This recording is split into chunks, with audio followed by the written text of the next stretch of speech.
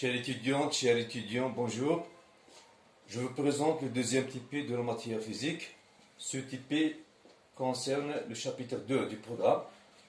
Il est intitulé Étude expérimentale de la loi de la poussée d'Archimède dans les liquides au repos. On commence par la présentation d'un aperçu théorique sur la poussée d'Archimède. Donc, l'énoncé de la poussée d'Archimède est le suivant. Lorsqu'on met un solide dans un liquide au repos, le liquide va appliquer une force verticale dirigée vers le haut, dite la force de la poussée d'Archimède. Cette force est caractérisée par les éléments suivants. Son point d'application, bien sûr, est le centre d'inertie de l'objet solide. Son support est la verticale. Le sens est quant à la gravitation, ça veut dire vers le haut. Et sa valeur est égale à le poids du liquide déplacé. Et en utilisant la masse volumique du liquide utilisé et le fait que le volume du liquide déplacé est égal au volume du solide immergé, plongé dans le liquide, on peut démontrer que la poussée d'Archimède désignée par pi, la lettre grecque pi, est égale à la masse volumique du liquide fois le volume du solide immergé dans le liquide fois la gravitation. Dans cette relation, on constate que la poussée d'Archimède, la valeur de la poussée d'Archimède est une fonction du volume du solide immergé.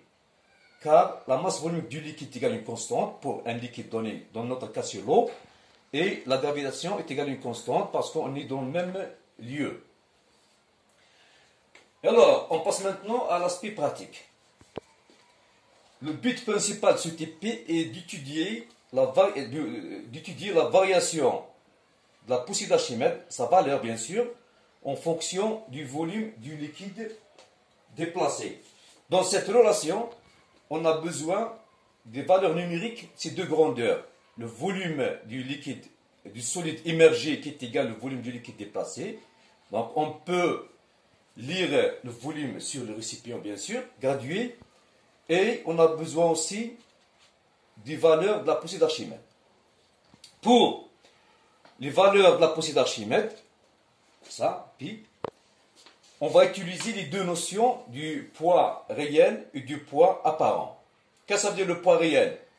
Le poids réel, c'est, voilà un solide, on pense au solide. Le poids réel de ce solide, c'est la force appliquée par la Terre, ce qu'on appelle le poids. Donc on mesure ce poids en utilisant l'appareil de mesure de la force qui est le dynamomètre. Par contre, le poids apparent est lié à l'immersion du solide dans le liquide. Donc, lorsqu'il y a un solide immergé dans un liquide de manière partielle ou totale, le dynamomètre, on peut lire une valeur sur le dynamomètre. Dans ce cas-là, on ne parle pas du poids réel, on parle du poids apparent. Et toujours, on va voir ça dans l'expérimentation, toujours le poids apparent est inférieur au poids réel parce que toujours il y a une force appliquée sur le solide vers le haut, ce qui conduit à la diminution du poids réel et on parle toujours du poids apparent. Passons aux mesures.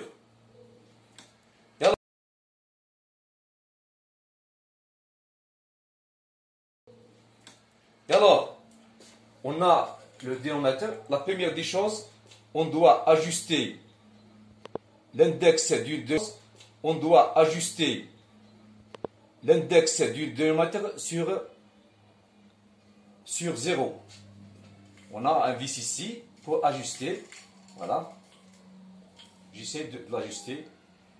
Pourquoi on doit commencer par cette étape? Parce que dans les mesures physiques, toujours on cherche des valeurs précises.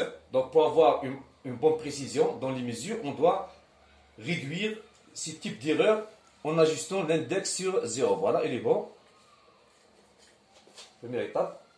Voilà. La deuxième étape, pour calculer la valeur de la poussée d'Archimède, on a besoin du poids réel et du poids apparent. Commençons par le poids réel. je mesure le poids réel du dynamètre, du solide. Donc,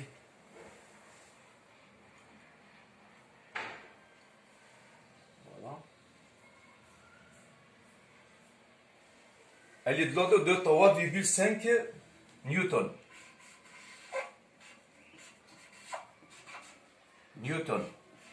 Cette valeur est toujours constante, hein, ça ne change pas pour les mesures. Hein.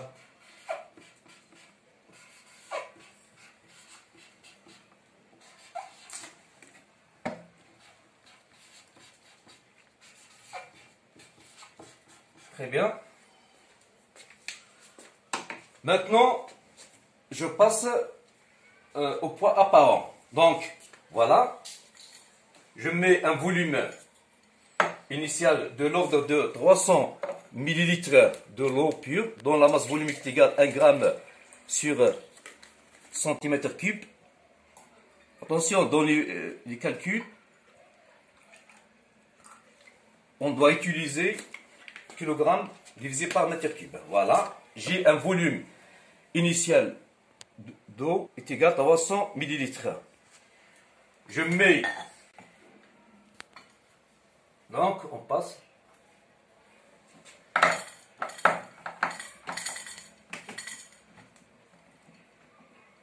en utilisant ce cric élévateur pour faire immerger le solide dans le liquide, de manière que le solide ne touche pas aux parois ni au fond. Hein. Il soit toujours libre dans le liquide. Voilà. Et alors, je passe de 300 ml comme volume initial du liquide vers 350. Voilà, 350. Donc, le volume du solide immergé égale le volume de l'eau déplacée. Il est à 350 ml.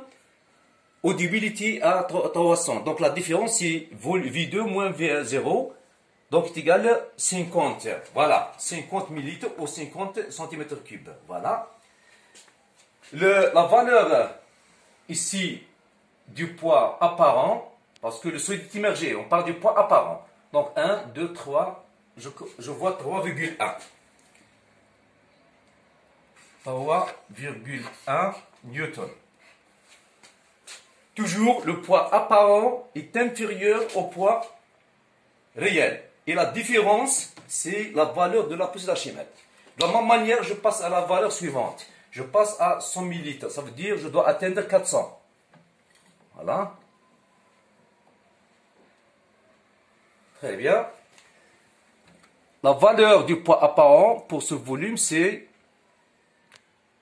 1, 2, 2,6 newton. La valeur suivante, donc je passe à 350. Donc 300 plus 150, c'est 450. 450. Dans ce cas, un peu plus, c'est 2,1. Le poids apparent, ce solide. La valeur suivante, 200. Donc je dois atteindre les 500. 500 moins 300 est égal à 200. Ici, c'est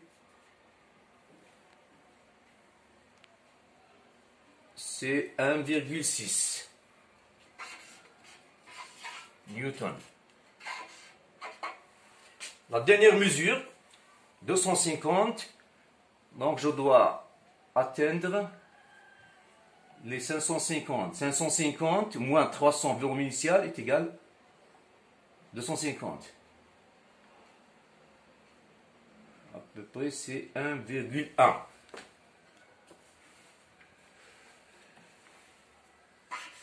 1,1 newton. Très bien.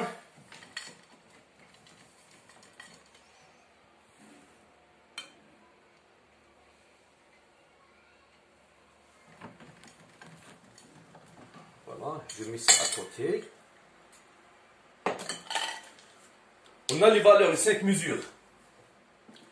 Je répète, le poids apparent de ce solide égale toujours 3,5 newtons pour les 5 mesures.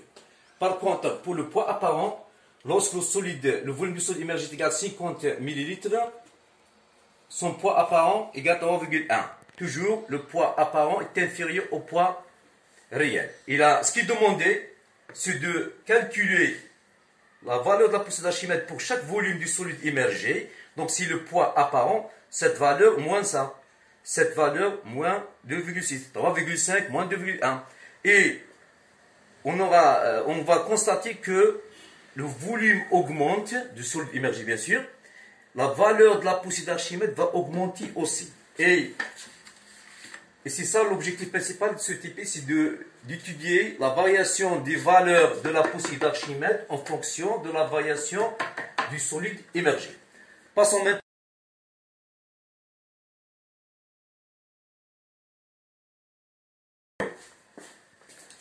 Voilà, chaque étudiant va préparer un compte rendu individuel dans lequel il doit répondre aux questions suivantes.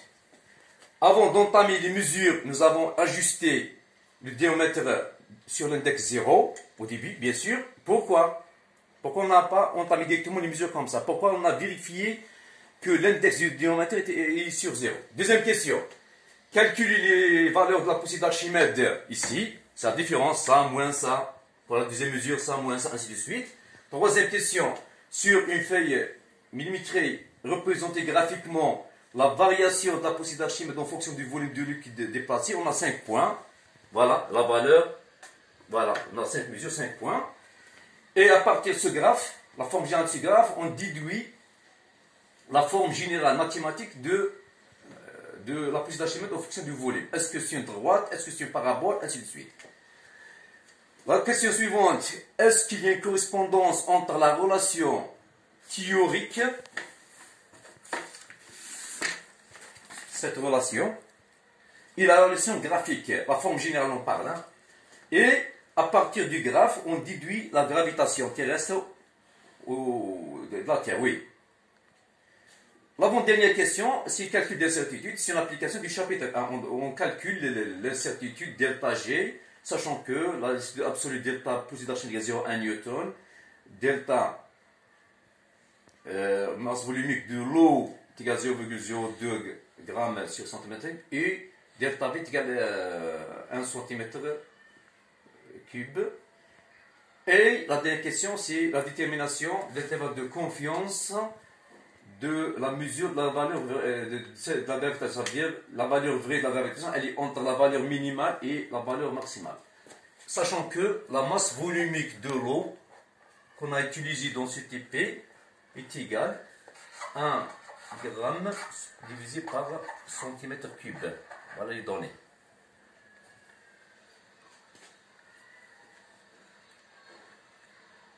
Je vous remercie et bon courage pour tout le monde.